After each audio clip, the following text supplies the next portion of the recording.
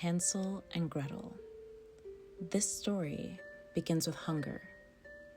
Not just the kind you feel for a moment, but the kind that lingers. The kind that changes people. The kind that forces choices no one wants to make.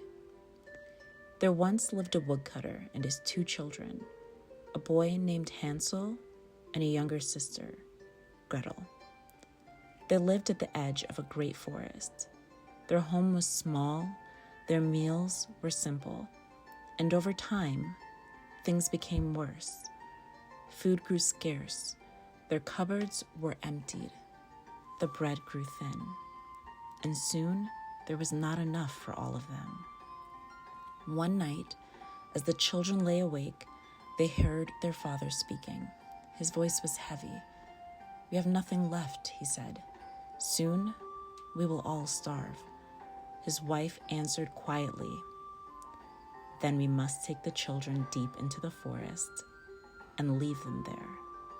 Hansel's heart sank. Gretel trembled beside him, but Hansel leaned close and whispered, "Don't worry, I have a plan." That night, when the house was quiet, Hansel slipped outside. The moon was bright. He bent down and filled his pockets with small white stones. One by one, he gathered them carefully and quietly. Then he returned inside. The next morning, their father woke them early. "We're going into the forest," he said. Hansel held Gretel's hand tightly. As they walked, Hansel slowed his steps, and little by little, he dropped the stones behind him, each one catching the light of the sun. They walked deeper and deeper until the trees grew thick around them. Finally, their father stopped. "Wait here," he said. "I will gather wood and return for you." But he never came back. The forest grew quiet. Gretel began to cry, but Hansel remained calm. "Wait until the moon rises," he said. That night, when the sky grew dark, the stones began to glow, and one by one, they followed the trail home.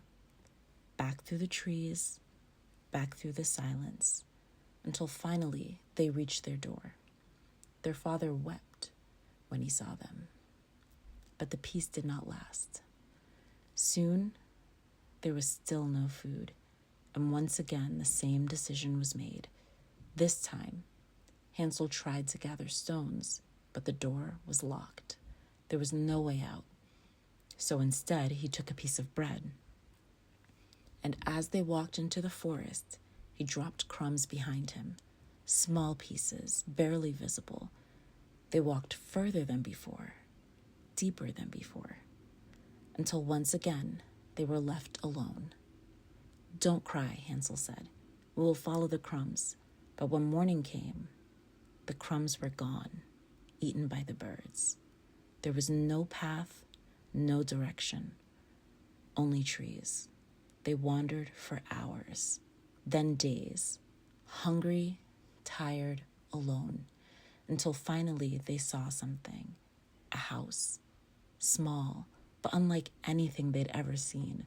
Its walls were made of bread, its windows of sugar, its roof of sweet candies. Gretel stared in disbelief. Hansel stepped closer, and without thinking, he broke off a piece, then another. They began to eat.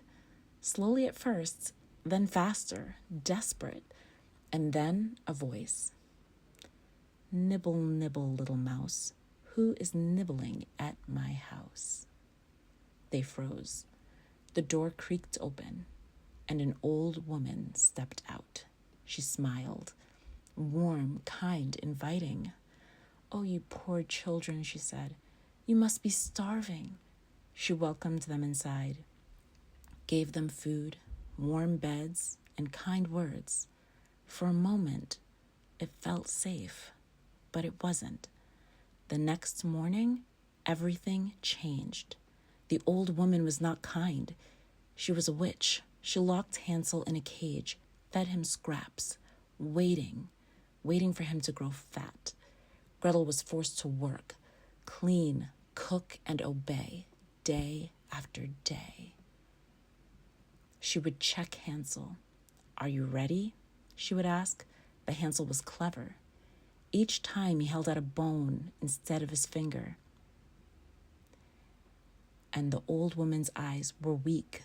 She believed he was still thin. Time passed, and the old woman grew impatient. "One way or another, this ends today." She turned to Gretel. "Prepare the oven." Gretel's hands shook, but she obeyed. The fire grew hot. The heat filled the room. "Climb inside and see if it's ready." Gretel hesitated. "I don't know how," she said. The old lady scoffed and stepped forward. "I'll show you." She leaned in, and in that moment, Gretel pushed her hard, and she fell into the oven and slammed the door shut. Silence.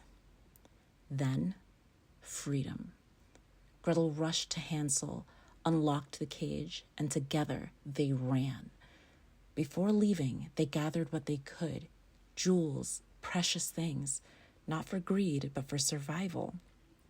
They found their way out of the forest, step by step, until finally they reached home.